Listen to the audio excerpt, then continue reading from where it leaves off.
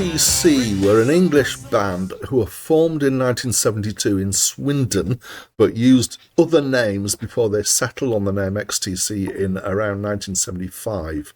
They were fronted by a guy called Alan Partridge, who pretty much led the band.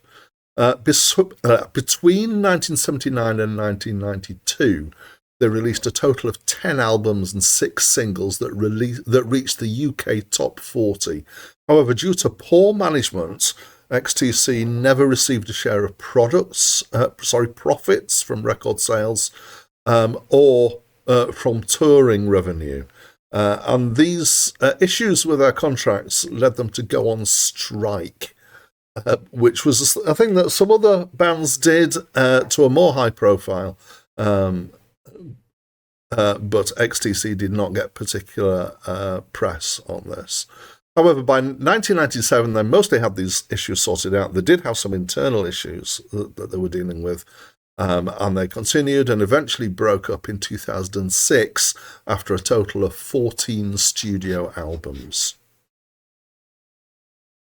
Hi, my name's Dan. So this was the 4th album released by XTC.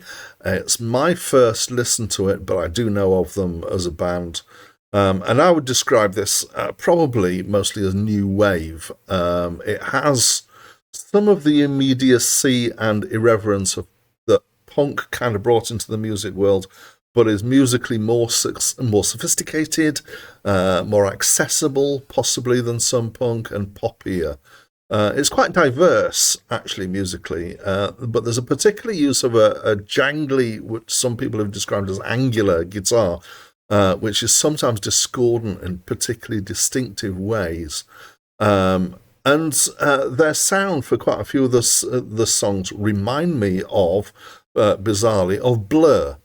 Who were, it's quite a bit later than this album. Now, apparently Blur were super fans of XTC, when I read about, so this thought about connection with Blur happened when I first listened through, but when I read about the album in between, I found that there was another critic called Jack Rabbit who also made that Blur connection. And I think it's probably fair to say that there are songs by Blur that have been quite strongly influenced by the music of XTC. Musically, I enjoyed it quite a lot. It's quite a variety of stuff going on here. I'm just going to pick out Living Through Another Cuba, which has got a ska feel to it. And the last track on the album called Travels in Nihilon, not sure how to pronounce it, which is really hard to describe. It possibly kind of somewhere in the industrial thing. It's got a kind of strange, mushy noisiness to it, which is quite unusual. At times, it reminded me of Talking Heads. At times, there were some nice grooves, particularly going to bring out the track Generals and Majors for that. The singing is pretty good singing. It's a very 80s style male voice in the way that it's articulated and presented. It reminded me in that sense a little bit of Nick Kershaw, but of others as well. Not that the vocal tone is quite like Nick Kershaw.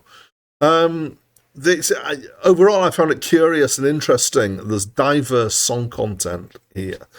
My favourite track probably is the first track on the album, which is called Respectable Street, which is satirical, and I really enjoyed that. And in fact, overall, as the album, I enjoyed this album. It was a good listen. There's quite a lot to dig into, and it is an album that I would come back to, most definitely. So that's what I think. And I'd love to know, as always, what you think. Please do tell me what your thoughts and feelings or reminiscences or anything like that of this album are. And why not tell me what score you would give this album. This is a thing I'm doing now. I'm asking people to give a score. Let's get this as a thing that gets going. All right. So that's it from me for now.